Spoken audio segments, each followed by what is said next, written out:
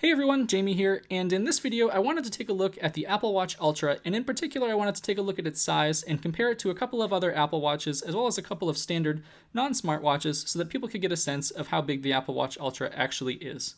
So the reason I wanted to do this was because the Apple Watch, when it was released this past Friday, the 23rd of September, a lot of people posted online saying that, because of its significant size increase over previous versions, it might not look good if you have smaller wrists and that sort of thing. So before people were going to go out and buy it, I figured what I'd do is just create a quick video to show you how it compares to previous versions of the Apple Watch, as well as a couple of just standard watches. That way you're more informed if you decide you might want to purchase this. So what we have in the middle here is the Apple Watch Ultra. And this has a 49mm case with a 14.4mm case thickness. So if we turn it over here, you'll notice that it is pretty thick. And here's the other side with the crown. And then on the left and right of that, we have the Apple Watch Series 7. And this is the smaller 41mm version, which has a case thickness of 10.7mm. And this is the 45mm version, which has a case thickness of 10.7mm as well. So if we flip these over, you'll notice that they're, both the same thickness, not quite as thick as the Apple Watch Ultra, but, decent sized. And then if we come over here to the left or right of either of those, you'll notice that we have the Orient Mako, which is a dive style watch that has a case size of 41mm and a thickness of 13mm. And that's what that looks like there. And then over here on the right is the Casio Duro, which is another dive style watch that has a case size of 44mm and a thickness of 12mm. So, everything's pretty straightforward, pretty similar along the board, with the Apple Watch here being the Apple Watch Ultra being the thickest of the bunch. So if we just compare a couple of them, so let's for example take the Apple Watch Ultra in the 41mm Series 7.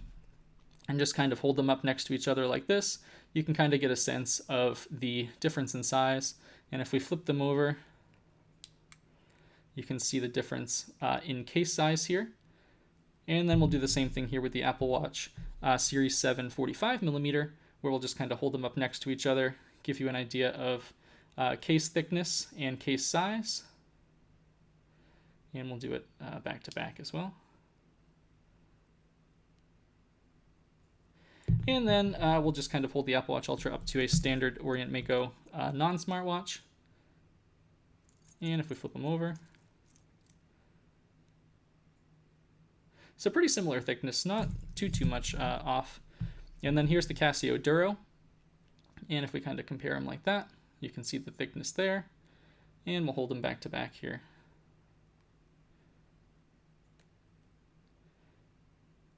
And there you have it. So that's basically the thickness of the Apple Watch Ultra. I'll throw it on my wrist so you can see what it looks like when it's being worn. So that's what it looks like on the wrist. So I don't quite know my wrist size, but if you turn it here, you notice that it is a little bit thicker than the previous Apple Watches. And I think a large part of that is due to this kind of lip here that kind of protects the screen, which you don't see in previous Apple Watches. But here's an example of the 45mm on my wrist, just to kind of give you a size comparison. So it's not extreme in terms of size difference, but it is definitely noticeable. And here's what the 41mm looks like. So definitely the smallest of the group here. And we'll see if we can put both on the wrist here. So that's the 45 Series 7 in the Apple Watch Ultra. And then if we flip so you can see the thickness, you can see here that the Apple Watch Ultra is just a little bit thicker. But so if you're interested in the Apple Watch Ultra, that's just a quick comparison of size, just so you have an idea of what the size differences are. Feel free to leave any questions you have in the comments section below, and I'd be happy to try to answer them. And I hope this video was helpful. Thanks.